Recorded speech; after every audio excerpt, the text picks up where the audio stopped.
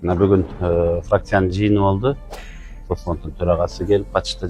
Депутаттар ушул пенсия, пособия маселелеринде көп суроолорду беришти. Пенсионерлер кандай шарттарда чыгып атат жана кандай суммада пенсия ыйгарылып атат. Ошондой эле мигранттардын маселеси көтөрүлдү. Миграцияда жүргөндөр кандай шарттар менен пенсияга чыгышат, пенсияга чыкса болобу болбойбу миграцияда жүргөн жарандарыбыз деген суроолорго жооп алдык.